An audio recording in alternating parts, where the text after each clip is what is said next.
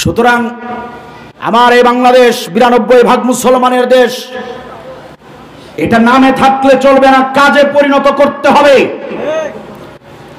আমার দেশটা 92% মুসলমানের দেশ, শাহজালালের বাংলাদেশ। এটা শুধু কাগজে থাকলে হবে না, এটা বাস্তবে প্রতিফলিত করতে হবে। এটা আপনার আমাদের সকলের দায়িত্ব। আজকে এই প্রথম বাংলার স্বাধীনতার পরে এই প্রথমবার মাহে রমজান মাসে ইফতার প্রোগ্রাম সরকারিভাবে বন্ধ করে দেওয়া হয়েছে। এ মুসলমানের আগে কখনো কোনো সরকার ইফতার প্রোগ্রামগুলোকে বন্ধ করার দুঃসাহস দেখায় নাই। সম্মানিত ভাইয়েরা আমার, মুসলমানদের মাহে রমজানের রোজা রাখা যেমন ইবাদত, ইফতার করাটাও ঠিক তেমনই ইবাদত, ঠিক কিনা বলেন? আমার এই বাংলার জমিনে এই প্রথম 100 টাকার খেজুরে 120 টাকা ভ্যাট বসিয়ে দেওয়া হয়েছে। সম্মানিত ভাইয়েরা আমার, এই বাংলাদেশের ইসলামের কৃষ্টি কালচার বলতে যা কিছু আছে সব কিছু নিয়েই ষড়যন্ত্র হচ্ছে। চুপ করে থাকার সুযোগ নাই। মসজিদে নামাজ যেরকম আল্লাহর হুকুমে পালন করছেন, অনুরূপভাবে সর্বত্র জায়গায় যেসব সেক্টরে যারা যেভাবে বিচরণ করছেন, প্রত্যেকটা সেক্টরে ইসলামের জন্য কাজ করতে হবে। তবেই আমরা আমাদের দায়িত্ব পালনে সচেষ্ট হতে পারবো, ঠিক কিনা বলে? ونشهد أن سيدنا وحبيبنا ومولانا محمدا عبده ورسوله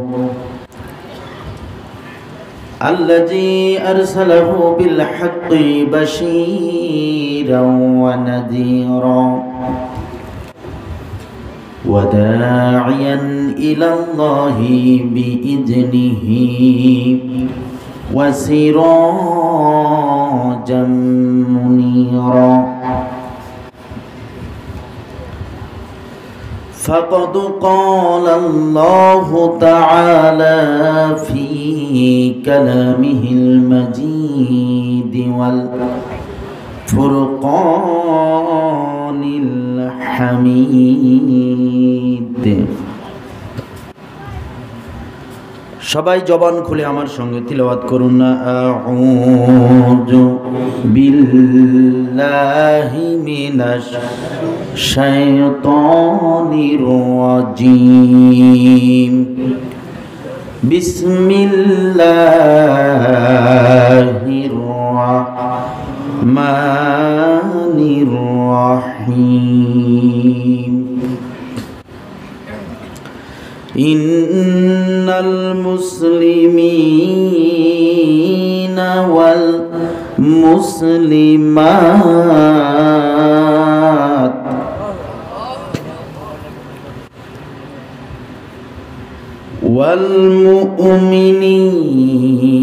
والمؤمنين والمؤمنات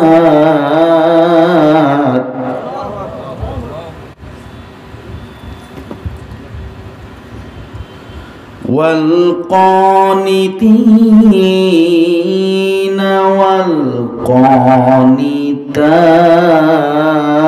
والقانتات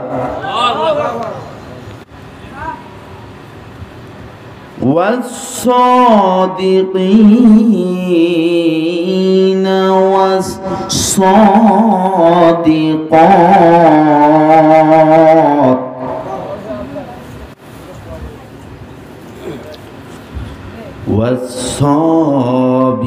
والصابرين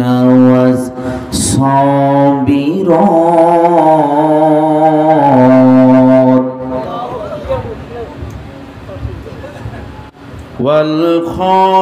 والخاشعين والخاشعات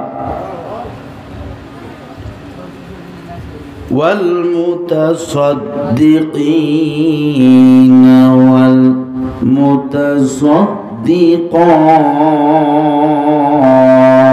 والمتصدقات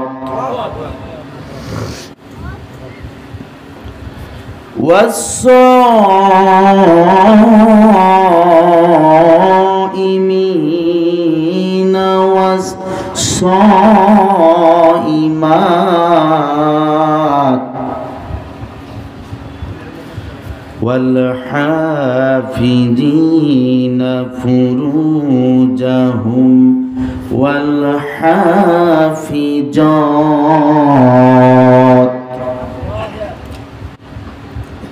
والذاكرين الله كثيرا والذاكرات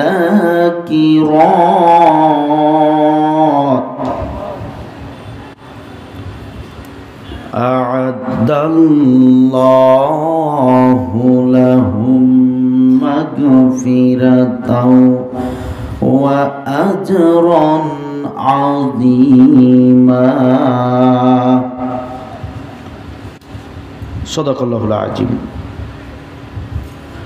حدثنا أبو كريب حدثنا وكيع عن زكريا بن إسحاق عن يحيى بن عبد الله بن سيف عن أبي معبد عن ابن عباس أن رسول الله صلى الله عليه وسلم بعث معاذ بن جبل إلى اليمن فقال اتقي دعاة المظلوم فإنها ليس بينها وبين الله حجاب.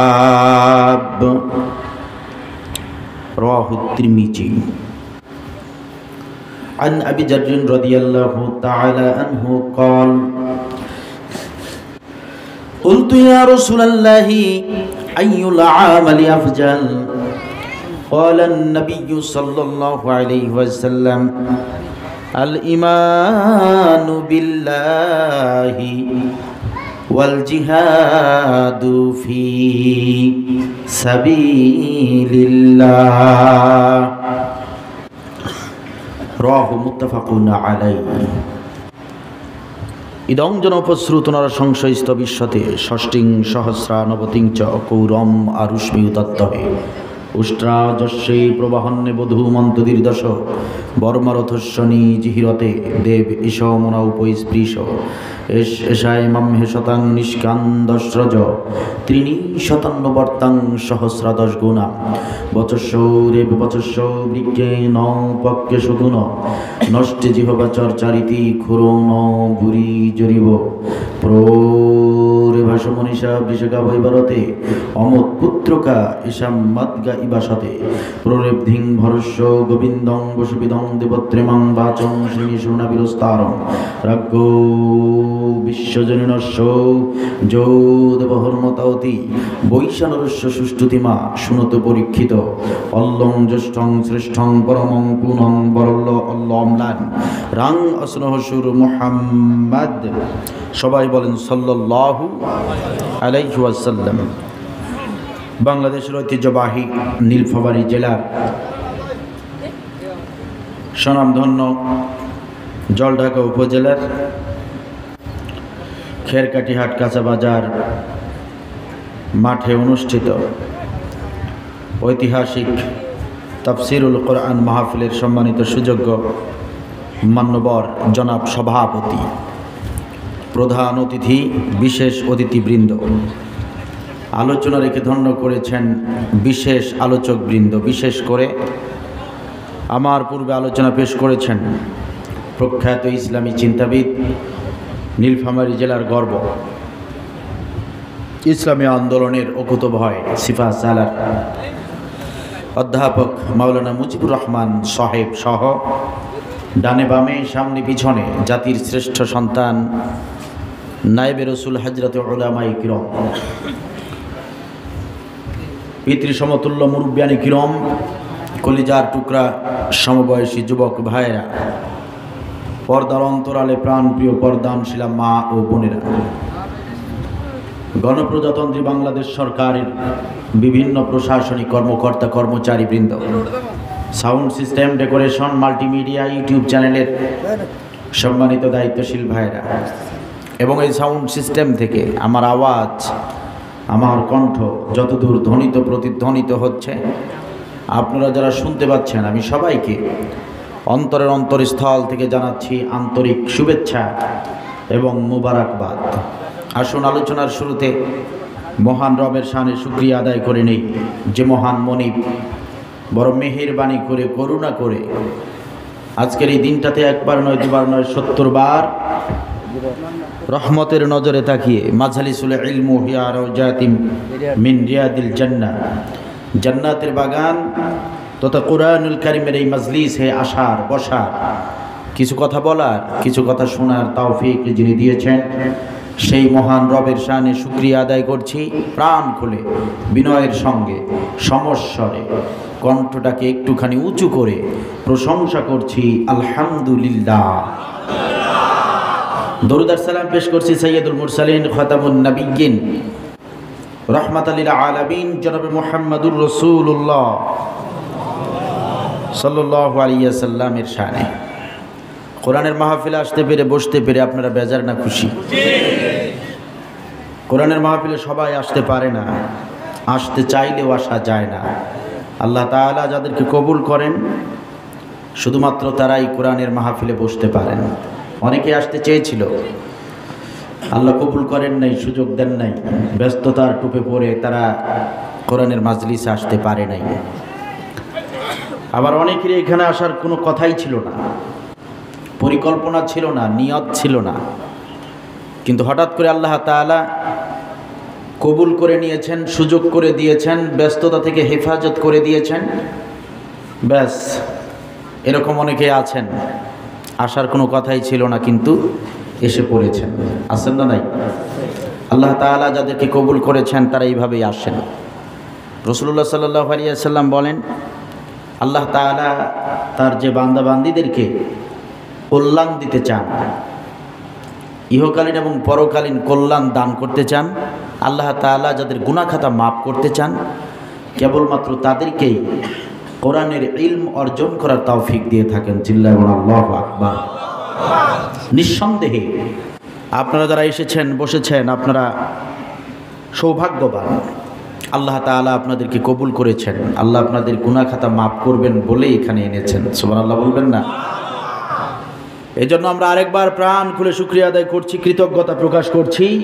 আবারও বলছি সুন্দর করে বিনয়ের সঙ্গে আল্লাহ তাআলার কৃতজ্ঞতা জ্ঞাপন করছি আলহামদুলিল্লাহ।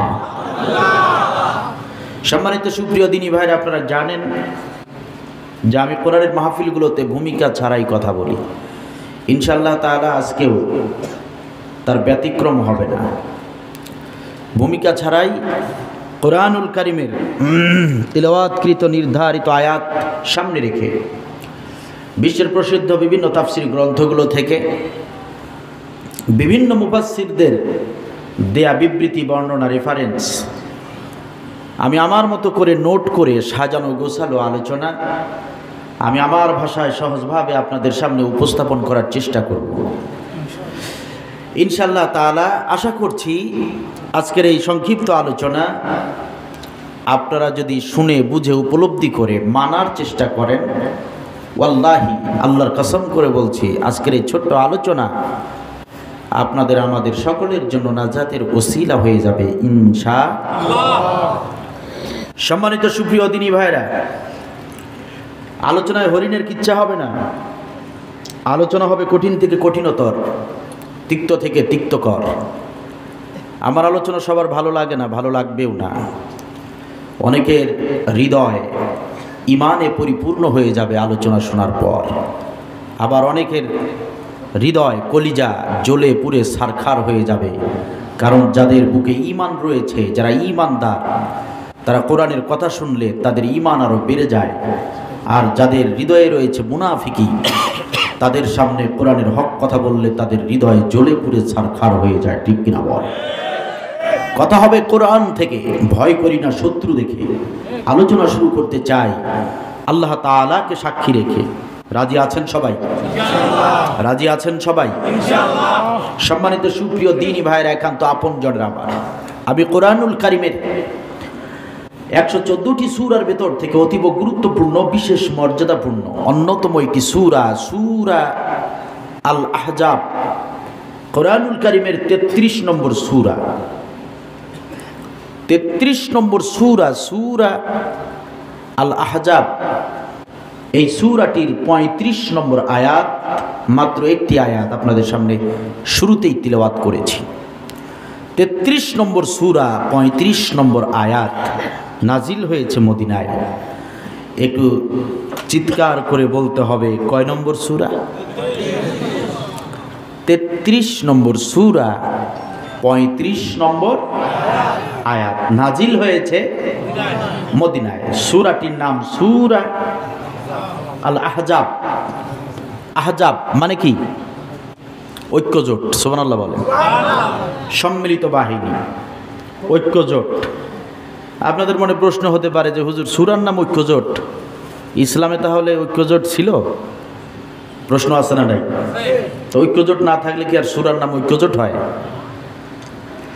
শুধু ঐক্যজোট ছিলই না, বরং ইসলামের কাজে, ইসলামী রাষ্ট্র গঠনের কাজে নবী সাল্লাল্লাহু আলাইহি ওয়াসাল্লামের সময় ঐক্যজোট বিশেষ গুরুত্বপূর্ণ ভূমিকা রেখেছিল। চিল্লায়া বলেন সুবহানাল্লাহ। নবী সাল্লাল্লাহু আলাইহি ওয়াসাল্লাম মক্কার জমিনে নির্যাতিত নিষ্পেষিত হবার পর আল্লাহর নির্দেশে যখন হিজরত করেন, মদিনার জমিনে যাবার পরেই আল্লাহ তাআলার নির্দেশে নবী সাল্লাল্লাহু আলাইহি ওয়াসাল্লাম ইহুদি নেতাদের সঙ্গে ঐক্যজোট করেন। কি করেন? ঐক্যজোট করেন। এই ঐক্যজোটের কারণেই নবী সাল্লাল্লাহু আলাইহি ওয়াসাল্লাম মদিনার জমিনে খুব সুন্দরভাবে কোরআনের দাওয়াত মদিনার আনাচে কানাচে প্রত্যন্ত অঞ্চলে নবী সাল্লাল্লাহু আলাইহি ওয়াসাল্লাম এবং সাহাবীরা বিনা বাধায় নির্বিঘ্নে কোরআনের দাওয়াত দিতে পেরেছিলেন বলেই অল্প সময়ের মধ্যেই মদিনার জমিনে ইসলাম কায়েম হয়ে গিয়েছিল। চিল্লায়া আল্লাহু আকবার। নবী সাল্লাল্লাহু আলাইহি ওয়াসাল্লাম ঐক্যজোট করেছিলেন ইহুদি নেতাদের সঙ্গে। কাদের সঙ্গে? ইহুদি নেতাদের সঙ্গে। অথচ আমার দেশের কিছু কি বলবো, নামধারী মুসলিম, নামধারী মৌলানা, নামধারী মৌলবী, এরা এখন পর্যন্ত ফতোয়া দেয় যে নারীদের সঙ্গে ঐক্যজোট করা যাবে না, নারী নেতৃত্ব হারাম। এটা ঠিক, কিন্তু নারীর সঙ্গে জোট করা হারাম নয়। জোট আর নেতৃত্ব এটা আমাদের দেশের অনেক মুসলমানরাই বোঝে না, জানে না। নেতৃত্ব এক জিনিস আর জোট হলো আরেক জিনিস। কথা কি বোঝা যায়? নেতৃত্ব গ্রহণ করার অর্থ হলো যার নেতৃত্ব আপনি গ্রহণ করবেন তাকে আপনি নেতা হিসেবে গ্রহণ করলেন, সে যা করতে বলবে আপনাকে তাই করতে হবে। আর জোটের অর্থ তা নয়। আপনার পরিবারের সঙ্গে আমার পরিবারের জোট হতেই পারে, আপনার সঙ্গে আমার সঙ্গে কি হতে পারে? জোট হতেই পারে। জোটটা কেমন হবে? জোটটা এরকম যে আমি আর আপনি, আমার পরিবার আর আপনার পরিবার, আমরা বুঝে শুনে পরামর্শ করে দুই পরিবার যা কিছু করব পরামর্শের ভিত্তিতে আমরা সব কাজগুলো করব, যাতে করে শত্রুরা আমাদের ক্ষতি করতে না পারে। এটা হলো জোট। আমার স্ত্রী আমার সন্তানেরা আমার কথা মতোই চলবে, আপনার স্ত্রী আপনার সন্তানেরা আপনার কথা মতোই আপনার পরিবারে চলবে, কিন্তু আমাদের ভিতরে হয়েছে জোট। পরামর্শের ভিত্তিতে আমরা কাজ করব, এটাকে বলা হয় জোট। আর নেতৃত্ব মানে হলো যার নেতৃত্ব আপনি গ্রহণ করবেন, সে যা কর্মসূচি দিবে সে কর্মসূচি আপনাকেও পালন করতে হবে। কথা কি বোঝা যায়? তার মানে নেতৃত্ব গ্রহণ করলে আপনার স্ত্রী আপনার সন্তানদেরকেও আমার কথা মতো চলতে হবে, এটাকে বলা হয় নেতৃত্ব। তো আলেমরা নেতৃত্ব গ্রহণ করে নাই, আলেমরা ঐক্যজোট করেছেন। নবী ইহুদিদের সঙ্গে করেছেন, ইহুদি নেতাদের সঙ্গে করেছিলেন, কাফেরদের সঙ্গে করেছিলেন। আর বাংলাদেশের হক্কানি আলেমরা একজন মুসলিম নারীর সঙ্গে ঐক্যজোট করেছিলেন। এখানে সমালোচনা করার কোনো অবকাশ থাকে না। জোট আর নেতৃত্ব মুসলমানদেরকে বুঝতে হবে। সূরা আল আহজাব অর্থ হচ্ছে জোট, সম্মিলিত বাহিনীর ঐক্যজোট। সুতরাং ঐক্যজোট ইসলামে ছিল, আছে, থাকবে কিয়ামত পর্যন্ত। ঠিক কিনা বলেন? সম্মানিত ভাইরা, এই সূরাতুল ঐক্যজোট আল আহজাব এর 35 নম্বর আয়াত, একটি মাত্র আয়াত আপনাদের সামনে আমি তিলাওয়াত করেছি। এই আয়াতের ভিতর আল্লাহ তাআলা আপনার আমার জন্য বিশেষ কয়েকটি আমল সম্পর্কে নির্দেশনা দিয়েছেন। কয়েকটি আমল আল্লাহ তাআলা বলেছেন এই আমলটি, একটি আয়াতের ভিতরেই আমলগুলোর কথা বলা হয়েছে। এই আমলগুলো যারা করবে আল্লাহ তাআলা সঙ্গে সঙ্গে পুরস্কার ঘোষণা করেছেন। সুবহানাল্লাহ। আল্লাহ তাআলা বলেছেন যে এই আমলগুলো যারা করবে তাদেরকে আল্লাহ তাআলা কি করবেন? আদাল্লাহু লাহুম, আল্লাহ তাদের জন্য ওয়াদা করেছেন লাহুম মাগফিরা, আল্লাহ তাদের গুনাহ খাতা মাফ করে দিবেন। সুবহানাল্লাহ। এই আমলগুলো যারা করবে আল্লাহ তাআলা বলেন যে এটা সাধারণ ঘোষণা নয়, আদাল্লাহ, আল্লাহর ওয়াদা, লাহুম মাগফিরা, এই আমল যারা করবে তাদের গুনাহ খাতা মাফ করে দেওয়া হবে। ওয়া আজরুন আযীমা, শুধু গুনাহ মাফ করব না, আমি আল্লাহর ওয়াদা তাদেরকে শ্রেষ্ঠ পুরস্কারে পুরস্কৃত করব। সুবহানাল্লাহ। আল্লাহ তাআলার ওয়াদা, কয়েকটি আমলের নির্দেশ এসেছে, আমলগুলো যারা করবে তাদের গুনাহ খাতা মাফ হয়ে যাবে, তাদেরকে আল্লাহ তাআলা শ্রেষ্ঠ প্রতিদান দিবেন, জান্নাতুল ফেরদাউসের মালিক বানিয়ে দিবেন। সুবহানাল্লাহ। কষ্ট হচ্ছে আপনাদের? খারাপ লাগছে পিছনের ভাইরা? খারাপ লাগছে? বুঝে বুঝে সুন্দর করে শুনতে হবে। আমরা যদি কোরআন বুঝতে পারি, শুনে বুঝে যদি আমরা আমল করতে পারি, আর যদি আমরা ঐক্যবদ্ধ হতে পারি, আমাদেরকে ঐক্যবদ্ধ হতে হবে। হিংসা বিদ্বেষ সব বাদ দিতে হবে। কথা কি বোঝা যায়? কথা কি বোঝা যায়? ফতোয়াবাজি, মাসলা মাসাইল নিয়ে, মুস্তাহাব সুন্নাত নিয়ে বাড়াবাড়ি করা যাবে না। সবাইকে এক হয়ে দ্বীনের জন্য, ইসলামের জন্য কাজ করে যেতে হবে। রাজি আছেন সবাই? কি রাজি আছেন? যদি মনে করেন যে বছরে 2-1 বার কোরআনের মাহফিল শুনলেই আপনি পাক্কা ঈমানদার হয়ে গেছেন, বছরে 2-4 দিন কোরআনের মাহফিল শুনলেই আপনার দায়িত্ব কর্তব্য শেষ হয়ে গিয়েছে, এমন যদি মনে করেন, ওয়াল্লাহি আল্লাহর কসম, বোকার স্বর্গে বাস করছেন আপনি। বছরে 2-4 দিন কোরআনের মাহফিল শুনলে ইসলাম বোঝা যায় না। ইসলাম বুঝতে হলে নিজেদেরকে কোরআন পড়তে হবে অর্থসহ। কোরআন পড়তে হবে, বুঝতে হবে। কোরআন পড়তে হবে, বুঝতে হবে। যারা পড়তে পারেন তারা বোঝার চেষ্টা করবেন। বাংলা তর্জমা, বাংলা তাফসীর গ্রন্থ প্রত্যেকের ঘরে ঘরে থাকতে হবে। আর যারা আজও পড়তে জানেন নাই, আপনি আগে পড়া শিখুন। আপনি পড়া শিখুন। আপনি যদি না পড়ে, কোরআন পড়া না শিখে যদি মারা যান, আল্লাহর কসম, এরকম কোরআনের মাহফিল একটা না 100টা শুনলেও কাল হাসরের ময়দানে আল্লাহর সামনে আপনি দাঁড়িয়ে গোলামের পরিচয় দিতে পারবেন না। তার আগেই ঘাড় ধরে আপনাকে জাহান্নামে পাঠানো হবে। কোরআন পড়তে জানো না, তুমি কিসের মুসলমান?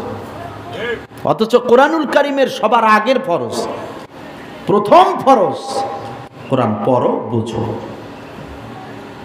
এজন্য কোরআন পড়তে হবে, বুঝতে হবে। কোরআন পড়তে হবে, বুঝতে হবে।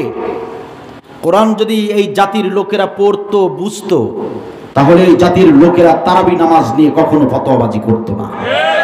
আমার দেশের লোকেরা যদি কোরআন পড়তো আর বুঝতো, তাহলে আমাদের দেশের লোকেরা জোরে আমিন আর আস্তে আমিন নিয়ে কখনো ফতোয়াবাজি করতো না।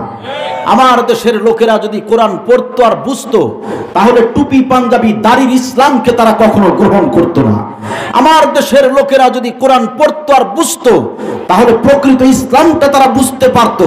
তারা কখনো হিংসা বিদ্বেষ নিয়ে ভেদাভেদ হতো না। কথা বলেন ঠিক কিনা? আমার দেশের লোকেরা যদি আজও সবাই মিলে যদি কোরআনকে আঁকড়ে ধরে, কোরআন যদি পড়ে, কোরআন যদি বোঝে, তাহলে তারা আবার ঐক্যবদ্ধ হতে পারবে। কাফের, বেঈমান, ইহুদি, খ্রিস্টান, নাস্তিক আর মুনাফিকের বাচ্চারা তারা মুসলমানদেরকে কোরআন থেকে দূরে রেখেছে। কারণ হলো একটাই, ওরা জানে মুসলমানরা যদি কোরআন বুঝে তাহলে এরা এক হয়ে যাবে। এজন্য মুসলমানদেরকে কোরআন থেকে ওরা দূরে সরিয়ে রাখতে চায়। কথা বলে ঠিক কিনা? এই জন্য সবাইকে সিদ্ধান্ত নিতে হবে। নীলফামারী জেলার মুসলমানেরা, আলোচনার শুরুতে আসুন আমরা সিদ্ধান্ত নেই। আসুন আমরা শপথ নেই। আজ থেকে আমরা শপথ নেই, সিদ্ধান্ত নেই। আমরা যারা কোরআন পড়তে জানি না, আমরা আজ থেকে কোরআন পড়া জানবো, শিখবো। আমরা যারা কোরআন অর্থ সহ পড়ি না, আজ থেকে আমরা সিদ্ধান্ত নিলাম আমরা কোরআন অর্থ সহ পড়ব। রাজি আছেন সবাই? রাজি আছেন সবাই? বিশ্বাস করেন, এদেশের লোকেরা যদি কোরআন পড়া শুরু করে দেয়, এদেশের লোকেরা যদি কোরআন বোঝা শুরু করে দেয়, এদেশের লোকেরা যদি কোরআন বুঝে বুঝে আমল করা শুরু করে দেয়, এদেশের লোকেরা যদি আলেমদের সঙ্গে থাকে, এদেশের লোকেরা যদি আলেমদেরকে ভালোবাসে, এদেশের লোকেরা যদি আলেমদের নেতৃত্ব গ্রহণ করে নেয়, এদেশের লোকেরা যদি আলেমদের জন্য জীবন দিয়ে দেয়, এদেশের লোকেরা যদি আলেমদের সম্মান বজায় রাখার জন্য একটুখানি সচেতন হয়, তাহলে আমার এই মাতৃভূমি বাংলার জমিনে যে নাস্তিক কুলাঙ্গারের বাচ্চারা আলেমদের গায়ে হাত তুলেছে, যে নাস্তিক কুলাঙ্গারের বাচ্চারা এই বাংলার জমিনে আলেমদের গায়ে হাত তুলেছে, রিমান্ডের নামে নির্যাতন চালিয়েছে, এদেশের নাস্তিক মুনাফিকের বাচ্চারা যারা আলেমদেরকে জেলখানার ভিতরে অন্ধকার প্রকোষ্ঠে রেখে নির্যাতনের পর নির্যাতন চালিয়েছে, এদেশে আমার এই বাংলাদেশের নাস্তিক মুনাফিকের বাচ্চারা যারা আমার দেশের হক্কানি আলেমদেরকে মিথ্যা তহমত দিয়া, প্রহসনের বিচার দিয়া, মিথ্যা রায়ের মাধ্যমে ফাঁসিতে ঝুলিয়েছে, আমার দেশের নাস্তিকার মুনাফিকের বাচ্চারা এই বাংলার জমিনের গর্ব আল্লামা সাইদ রহমাতুল্লাহি আলাইহিকে এরকম মেডিকেল কিলিং এর নামে যারা হত্যা করেছে, এমিল ফামারি যাওয়ার মুসলমানেরা কান খুলে শুনে নাও, কোরআন যদি বুঝতে পারো, ঐক্যবদ্ধ যদি হতে পারো, এই জমিনের নাস্তিকার মুনাফিকের বাচ্চারা একটা সময় আলেমদের পায়ের জুতা লাগিয়ে, আলেমদের পায়ের জুতার ফিতা লাগিয়ে বাংলাদেশে বুঝতে হবে, নয়তো বাংলাদেশে তাদের জায়গা হবে না, জায়গা হবে না ইনশাআল্লাহ।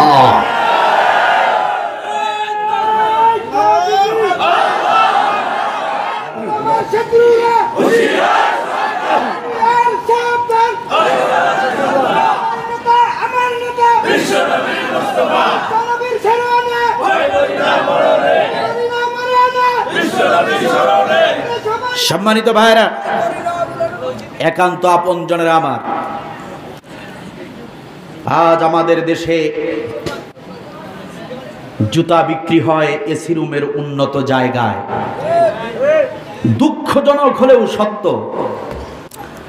আমার দেশের কোরআন হাদিস আর ইসলামী সাহিত্য বিক্রি হয় ফুটপাতের ফাঁকা রাস্তায়। আমার দেশের দুর্নীতিবাজ, চাঁদাবাজ,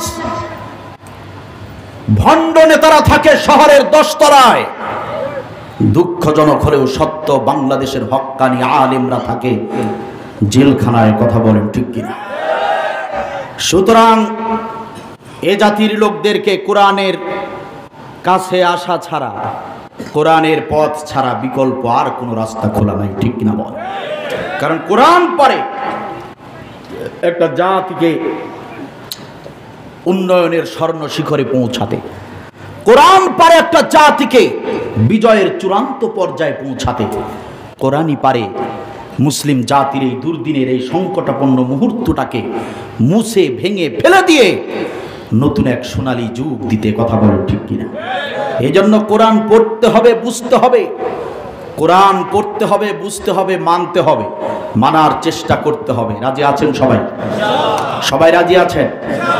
সম্মানিত ভাইয়েরা আমার, একান্ত আপনজনেরা আমার, সচেতন হন, সিদ্ধান্ত নেন, দেরি করবেন না। দেরি করলে বাংলাদেশটা ফিলিস্তিন হতে বেশি সময় লাগবে না।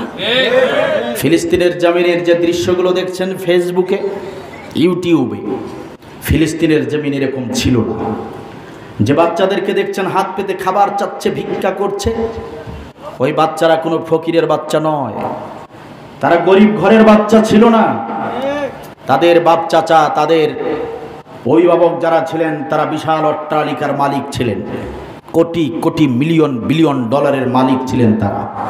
কিন্তু ইহুদির বাচ্চারা বোম্পিং করে তাদের সহায় সম্পত্তি ধূলিসাৎ করে দিয়েছে, তাদের অভিভাবকদেরকে গুলি করে বোম্পিং করে মেরে ফেলেছে। আজকের এই ছোট ছোট বাচ্চারা এতিম হয়ে গিয়েছে, আজকে তাদের মুখে খাবার দেবার মতো কেউ নাই। এ মুসলমান, নামাজের বড়াই করে আপনি ভাবছেন যে আপনি নামাজ 5 ওয়াক্ত পড়ছেন, আপনি সফল মোমেন। আরে মিয়া, যদি সচেতন হতে না পারেন নামাজ পড়বেন কোথায়?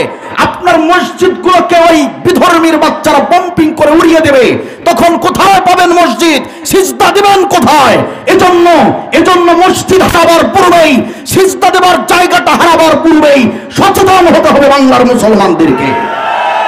এ মুসলমান, ভালো করে স্পষ্ট ভাষায় জেনে রাখুন, ফিলিস্তিনের শত্রু যেরকম ইসরায়েল, ফিলিস্তিনের শত্রু যেমন দূরের কোন শত্রু নয়, প্রতিবেশী ইসরায়েল যেমন ফিলিস্তিনকে ধ্বংস করার জন্য সবসময় ঐক্যবদ্ধ ছিল, আমার বাংলার মুসলমানদেরকেও ধ্বংস করার জন্য দূরের কোন শত্রুর প্রয়োজন নয়। প্রতিবেশী বন্ধু নামের ওই মুশরিক গোষ্ঠী এই বাংলাদেশটাকে ধ্বংস করার জন্য যথেষ্ট হয়ে যাবে। কথা বলে ঠিক কিনা? সুতরাং সচেতন হতে হবে, সিদ্ধান্ত আগে থেকেই নিতে হবে। শুধু কোরআনের আলোচনা শুনবেন, নামাজ রোজা হজ যাকাত করবেন আর ভাববেন যে জান্নাতি হয়ে গিয়েছেন, এই টেন্ডেন্সি বাদ দেন। নতুন করে বাঁচার স্বপ্ন নিন, নতুন করে সিদ্ধান্ত নিন। সচেতন এখনই হতে হবে। আপনার যে বাচ্চাদের জন্য এত কষ্ট করে সঞ্চয় করছেন, জমি জমা ক্রয় করেছেন, বাড়ি গাড়ি করেছেন, আপনি যদি সচেতন না হন, আজ বাদে কাল মুশরিকের বাচ্চারা বাংলাদেশটাকে শেষ করে দিবে। আপনার ওই বাচ্চারা আজকে যেমন ফিলিস্তিনের বাচ্চারা হাত পেতে খাবার ভিক্ষা করছে, আপনার ওই বাচ্চারা এইভাবে খাবার ভিক্ষা করবে যেদিন আপনি পৃথিবীতে থাকবেন না। সুতরাং আমার এই বাংলাদেশ 92% মুসলমানের দেশ, এটা নামে থাকলে চলবে না, কাজে পরিণত করতে হবে। আমার দেশটা 92% মুসলমানের দেশ, শাহজালালের বাংলাদেশ। এটা শুধু কাগজে থাকলে হবে না, এটা বাস্তবে প্রতিফলিত করতে হবে। এটা আপনার আমাদের সকলের দায়িত্ব। আজকে এই প্রথম বাংলার স্বাধীনতার পরে এই প্রথমবার মাহে রমজান মাসে ইফতার প্রোগ্রাম সরকারিভাবে বন্ধ করে দেওয়া হয়েছে। হে মুসলমান, এর আগে কখনো কোন সরকার ইফতার প্রোগ্রামগুলোকে বন্ধ করার দুঃসাহস দেখায় নাই। সম্মানিত ভাইয়েরা আমার, মুসলমানদের মাহে রমজানের রোজা রাখা যেমন ইবাদত, ইফতার করাটাও ঠিক তেমনই ইবাদত। ঠিক কিনা বলেন? আমার এই বাংলার জমিনে এই প্রথম 100 টাকার খেজুরে 120 টাকা ভ্যাট বসিয়ে দেওয়া হয়েছে। সম্মানিত ভাইয়েরা আমার, এই বাংলাদেশের ইসলামের কৃষ্টি কালচার বলতে যা কিছু আছে সব কিছু নিয়ে ষড়যন্ত্র হচ্ছে। চুপ করে থাকার সুযোগ নাই। মসজিদে নামাজ যেরকম আল্লাহর হুকুমে পালন করছেন, অনুরূপভাবে সর্বত্র জায়গায় যেসব সেক্টরে যারা যেভাবে বিচরণ করছেন, প্রত্যেকটা সেক্টরে ইসলামের জন্য কাজ করতে হবে। তবেই আমরা আমাদের দায়িত্ব পালনে সচেষ্ট হতে পারবো। ঠিক কিনা বলে?